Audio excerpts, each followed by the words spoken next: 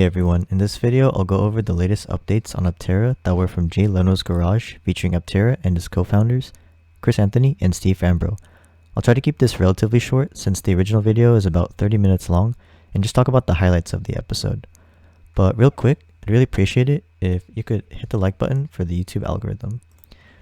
It's really free to do so, and you can help get this video pushed out to other people looking to learn about Aptera by turning the like button blue.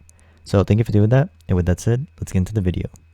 So I'll play the actual episode in the background here as I run through the updates so you can see how Aptera looks when they drive around.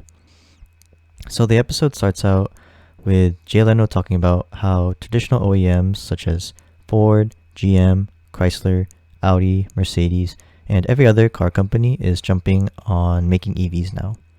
So Jay asked why Aptera had to shut down operations about a decade ago. And Anthony, one of the co-CEOs of Aptera, he said that as the economy came down in 2009 due to the Great Recession, it was difficult to raise money. They were also looking for a Department of Energy loan, and that didn't happen. So they had to let everyone from the company go and reform the company about 2 years ago.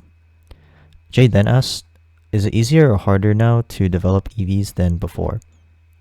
And referenced that Tesla kind of laid the groundwork for what EVs are today. And Steve Fambro, the other co-CEO of Aptera, said that it's a bit of both.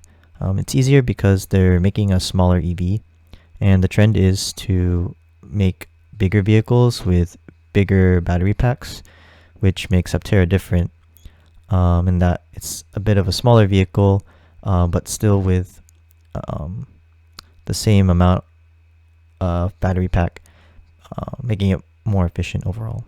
They then talked about vehicle specs. So the Alpha vehicle shown here, it weighs about 1,700 pounds. The car shown in the episode is front wheel drive with the motor inside the wheel. And it has an outside engine to simplify packaging. It also has liquid cooled motor and liquid cooled batteries in a common loop. It has 70 horsepower per wheel with all-wheel drive and front-wheel drive options. The all-wheel drive has an additional motor in the back, and it has 200 horsepower or 150 kilowatts in a 1,700-pound package. There's no traditional radiator, so certain parts of the car have microchannels, and they flow through the coolant through there to take advantage of the airflow. The solar panels on top have 700 watts of solar capability, which converts to about 40 miles of range. It has a top speed of 110 miles per hour and can go 0 to 60 in 3.5 seconds for the three-wheel drive. It's technically classified as an auto cycle, which is interesting since Chris mentioned that there is a three-wheel exemption for motorcycles with a sidecar, but you would still have to wear a helmet because it's not an enclosed environment. But because the Aptera is enclosed, a helmet is not required, even though it's still classified as an auto cycle rather than a regular car. The side mirrors, interestingly, are actually cameras, and they actually show that in the episode. They're hoping that by the time the Aptera gets into production, the US will have completed the necessary regulations around using cameras instead of actual mirrors. Speaking of production, they're planning to create a dev vehicle by the end of 2021 and start production in 2022. Chris also mentioned that Jason Hill designed both the original Aptera from a decade ago and the current version that we see here. The Aptera has a 0.13 drag coefficient. So for comparison, the Mercedes EQS has a 0.20 drag coefficient and has up to 1,000 mile range on a single charge, with the most popular version being the 400 mile range. It also has a 65-35 weight distribution. Interestingly, it has a monocoque chassis, and monocoque is French for a single shell or a single hull. For those that are unaware, a monocoque is a shell around the car, made by using both chassis as the frame in a single construction. This is the most commonly used chassis right now due to the number of advantages it has over the other two chassis. Jay and Chris then went for a test drive, which we see here. So Chris mentioned that the average American commute is about 31 miles per day, and the Aptera can charge up to 40 miles per day of solar charge. So the point being that the solar charge alone is sufficient to handle the average American commute, meaning potentially you wouldn't have to even plug in the car, even on the lower 250-mile range car for most commutes. Jay then asks what the biggest competitor to Aptera is, according to Chris. And he said that they don't really see anyone as true competitors. They hope to pull people from motorcycles, small EVs, and combustion engines for the commuters, and also mentioned pulling adventurous people with their camping option. Now, in my opinion, when they said this, I thought of Arcimoto as potential competition, since they have new EVs that are closer to motorcycles in the sense that they don't have doors or a ceiling. And I also thought of Eli Electric, since they're making what I personally call the smart car of EVs, since it looks very similar to a smart car. By the way, if you're interested in learning more about Arcimoto, Eli, or any other EV company, let me know in the comments below and I'll make a video about it. Jay then asks, so what is the real selling point of the Aptera? And Chris responded saying that it's the most efficient thing possible to get from point A to point B. So really trying to drive home that point of efficiency, and with this EV in particular, never having to plug it in and relying on the solar charge. The Aptera currently has 3 versions of regenerative braking, and the alpha vehicle shown here has light regeneration. And when they first developed the Aptera, they used a first principles scientific point of view, starting with science, to make efficiency a key point in the development of the vehicle. And Jay made a point that, of course, as the sun moves throughout the day, the sunlight varies daily, so getting that max of 40 miles of range through solar charge may not be achievable on some days.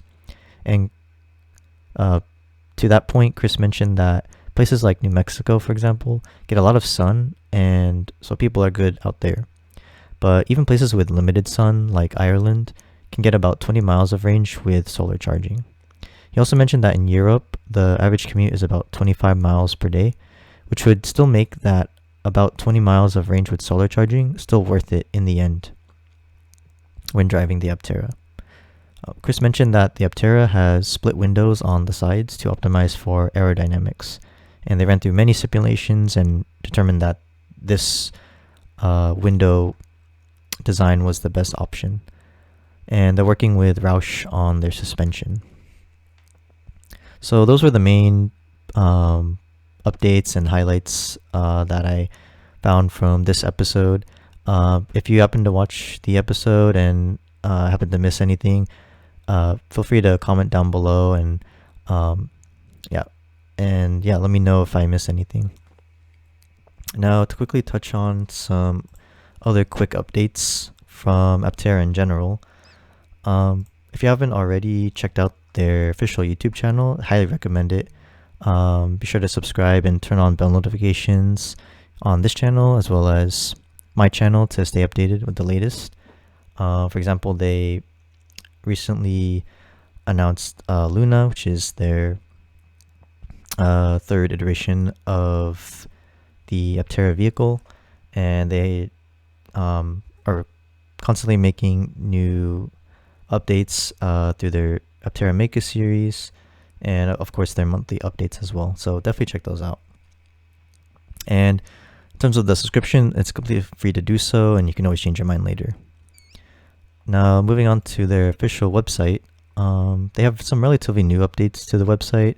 I'd say at this point it's about a couple months old. In case you haven't seen, this is the landing page. So real quick, the background video here showing off Soul, which was their second iteration,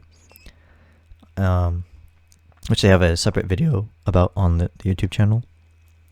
and really trying to drive home that point that it's a solar EV, as you see here, driven by the sun. And scrolling down a bit, it shows off the bit of the specs here. Travel up to 1,000 miles on a single charge, capable of up to 40 miles of solar power driving per day. So pretty cool stuff there. And in terms of the investment aspect, looks like you can still get in on the current investment round here at $8.80 per share. And the minimum investment is $1,000. And if you're looking to reserve your Aptera, feel free to use my referral link down below in the description, and it'll take you to this landing page here to customize your Aptera. So here they have different viewpoints of the 3D renderings, both the exterior, showing the solar panels, as well as the interior. And then on the right here, you can customize your Aptera and go through the different steps of paint color, their battery range, solar power, so how many solar cells you want on the top, and the wheel drive system, and the interior. And yeah, so I hope you got a lot of value from this video. If you found this video helpful, be sure to hit the like button, subscribe for more investing and personal finance content, and hit the bell to get notified when my videos get uploaded. Also, be sure to check out my new website on Linktree, with the link down below in the description as well. And Linktree has all my links to all of my referral links. So of course my YouTube channel, but also a few investment platforms I use, such as Webull, where you can get your 2 free stocks when you deposit $100 into your new account, as well as BlockFi, where you can get $10 in Bitcoin for free for signing up and putting a deposit in. And what's cool about BlockFi, unlike other crypto platforms, is they offer a rewards credit card where you can earn 1.5% back in Bitcoin. And if you sign up using my link and you get the credit card, you will get $40 in Bitcoin after funding your account. And another cool feature is they offer interest on your crypto through their interest account. So for example, currently Bitcoin, they offer a 4.5% APY, Ethereum is 5%, and a stable coin like USDC is 8.25%. So definitely check those links out down below in the description, or in my link tree here. And real quick, there are some other crypto or investment platforms that I use, like Public. You can get a free stock there. Celsius, you get more free Bitcoin there when you sign up and deposit, make an initial deposit. And be sure to follow me on my other social platforms, TikTok, Twitter, Instagram, Medium, and other platforms that I use, such as Gemini. And particularly with startups, I use Start Engine and WeFunder. Interestingly, I initially found out about Aptera when they were doing their funding through Start Engine. So I'd highly recommend, WeFunder rather. So I'd highly recommend, if you get a chance, to look into these platforms and see if you're interested in investing in other startups as well. And I also have a Facebook page as well. And yeah, that's everything.